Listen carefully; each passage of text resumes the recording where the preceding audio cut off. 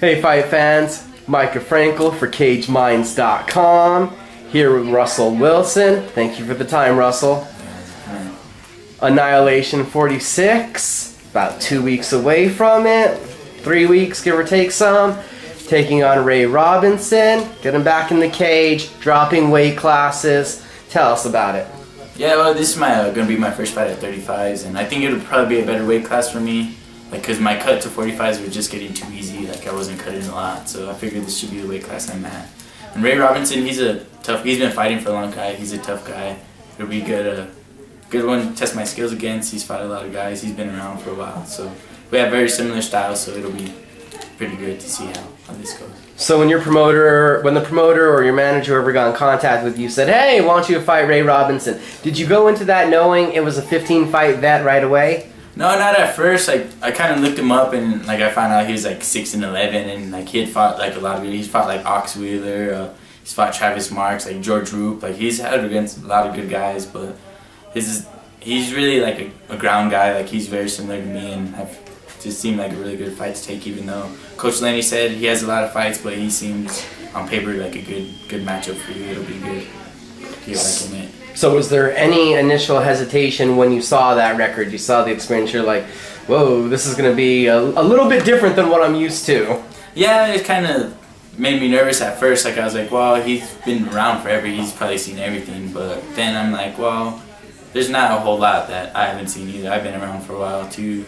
An amateur, I've been fighting for about 4 years. And it's just when you got just at this point in your career, you got to take tough fights against tough guys, and if you want to take easy fights, you're not doing the right things. What do you do when you go in that cage to then nullify that experience advantage? Make him, because he'll feel like he's seen everything, what do you do to make him feel uncomfortable? I feel like if I just go out and if I'm the aggressor and I start pushing the pace right away, if I make him start to initiate my game plan, then it's kind of, he has to play counter instead of trying to do what he wants to do, and I think if I stick to that, that'll work for me. Now you're coming back off a loss, learn something every time out there. What did you learn from that loss to Andres? I just learned that I need to up my conditioning a little more and not rely so much on wrestling, just work on everything more, and then not to force so many takedowns. I did a lot, like I just had takedowns and forced taking them down. Like, there's a lot I should just cut them loose and then just stayed standing, but I kept forcing them and used a lot of energy on takedowns that I didn't shoot in good, but I still forced in to take them down.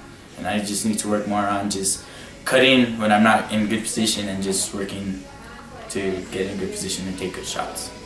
And then for this Annihilation event, going up north of us to Colorado, you're going to have teammates also on the card. How is that when you guys are traveling also? Does it make it a more comfortable scenario having each other to lean on and motivate each other? Yeah, it's a lot better having teammates up there with you. You don't want to go up there. Last time I fought up there, I was up there by myself, so it was pretty much, I had to drill alone. Like, I didn't really have no one to talk to. Like, you feel more comfortable when you have teammates and you could just root for them, you help them, like, you discuss their fights. It doesn't have to be focused just only on your fight. Like, you could, not as nervous, you guys can feed off each other and like help each other out and make it a more comfortable experience for you and for them. Midway through the year, this is going to be the summer fight.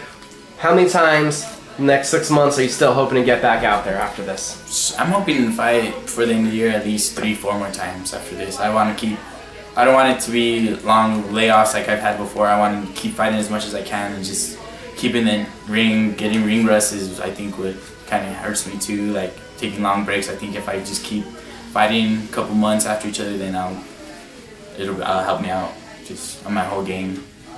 First time, the new weight class. Have you started the cut yet? We're 3 weeks out. Are you gradually doing that? What's the theory behind what you're doing there? Well, I've started dieting, and I haven't really started cutting. I'll start probably this week cutting more, and then the next 2 weeks I'll do the bulk of my cutting hard. So I'm kind of nervous, and it's not going to be a fun cut, but I'll do it. I'll make it there. And then being from the wrestling background, though, is it nervous because you're like, oh, this is bringing back memories? Yeah, it's kind of like flashbacks, like, oh, I hated it so much. Like, I don't know why I'm doing this to myself, but when the day of the fight, like, it'll all pay off. Like, it'll be worth it. Just during the cut, if I gotta go through all that, it's gonna make the fighting is gonna be the easy part. The cutting part's gonna be the hard part for me. Got any messages to send out to your opponent, Rey? Just good luck, man. I'm ready for a war. Come out hard. We're both gonna come out. I think it'll be a good fight. Put on a show. Any messages to send out to the fans? Just be ready. It's gonna be an exciting fight. I'm gonna come out, be a different fighter. I'm gonna come out, and hopefully this is gonna start a new win streak for me. I'm gonna be back better than in 2013.